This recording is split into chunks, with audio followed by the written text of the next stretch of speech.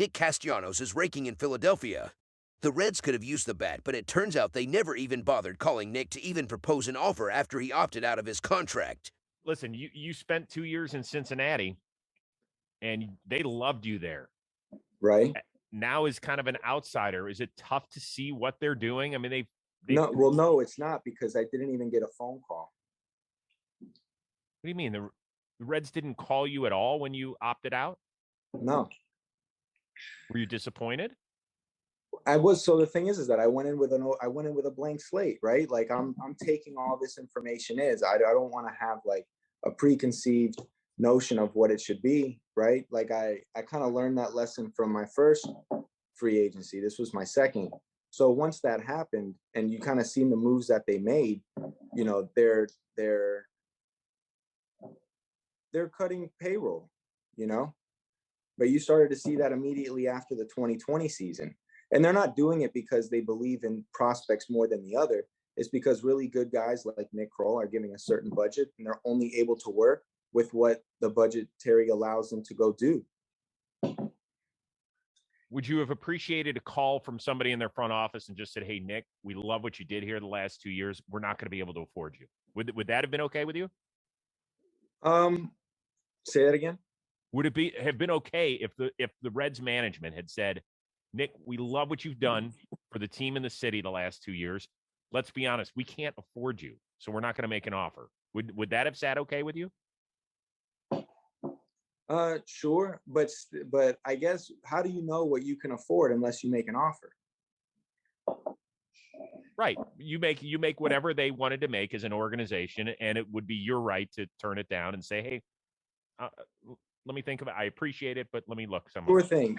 And the reason why gestures like that are important is because us as baseball players, like, we're out there playing with emotion, right? Like I cared about the Reds. I cared about the city of Cincinnati. I cared about the fans that went there every day. And just that in return, you just want to make sure that you're cared for as well. But that's when the business portion really like loses. Like, players can't rationalize that, because we didn't get here for looking at this game like a business. We got here looking at this game as our life. Fair. That's really fair. I feel badly for the fans of Cincinnati. So do I.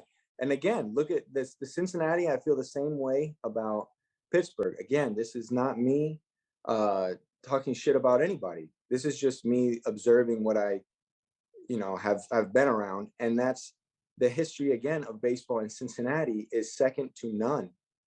The names that have gone through there, the history in that franchise, it's the fans are dying for something to really believe in again, to get behind, to feel proud of, to call their own.